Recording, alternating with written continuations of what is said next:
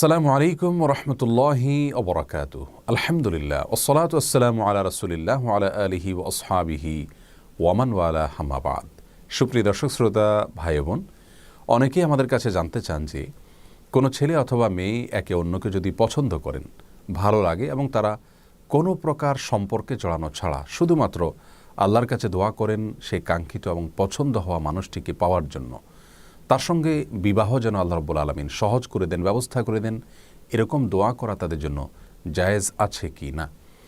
এই প্রশ্নের উত্তরে আমরা সহিহ মুসলিমের একটি হাদিস উল্লেখ করতে পারি, যেখানে প্রিয় নবী সাল্লাল্লাহু আলাইহি সাল্লাম ইরশাদ করেছেন, লা ইয়াজালু ইউস্তাজাবু লিল আবদ মা লাম ইয়াদউ বিইসমিন আও কাতিআতি রাহমিন মা লাম ইস্তাজিল। অর্থাৎ বান্দার দোয়া আল্লাহ রাব্বুল আলামিন ততক্ষণ পর্যন্ত কবুল করতে থাকেন যতক্ষণ না সে কোনো পাপের কাজের জন্য দোয়া না করে এবং আত্মীয়তার সম্পর্ক ছিন্ন করার জন্য দোয়া না করে এবং তাড়াহুড়ো না করে।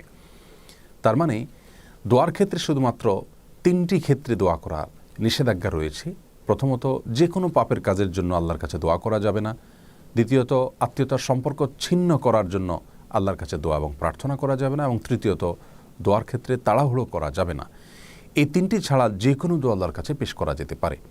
এ হাদিসের আলোকে আমরা বলতে পারি যে সুনির্দিষ্ট করে কাউকে জীবনসঙ্গী হিসাবে পাওয়ার জন্য আল্লাহ রাব্বুল আলামিনের কাছে দোয়া করাতে ইসলামী শরিয়ার দৃষ্টিকোণ থেকে মৌলিকভাবে কোনো বাধা নেই, এভাবে দোয়া করা যেতে পারে।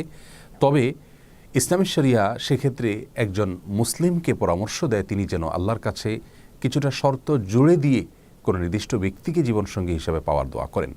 অর্থাৎ আল্লাহ, অমুক ব্যক্তিকে যদি আমার জীবনসঙ্গী হিসাবে পাওয়াটা আমার জন্য সার্বিকভাবে কল্যাণকর হয়, তাহলে আপনি সেটি আমার জন্য সহজ করে দিন। এভাবে দোয়া করাটা তার নিজের জন্য সার্বিকভাবে ভালো এবং উপকারী।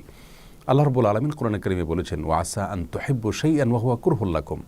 তোমরা অনেক কিছুকে দুনিয়াতে পছন্দ করো, নিজের জন্য কল্যাণকর মনে করো, অথচ সেটা তোমার জন্য কল্যাণকর নয়, যা তুমি জানো না। এছাড়া সহিহ বুখারীর একটি হাদিসে প্রিয় নবী সাল্লাল্লাহু আলাইহি সাল্লাম আমাদেরকে ইস্তেখারার শিক্ষা দিয়েছেন, যার অর্থ হলো দুনিয়াবি যে কোনো কাজে আল্লাহর কাছে মঙ্গল এবং কল্যাণ কামনা করে নেওয়া।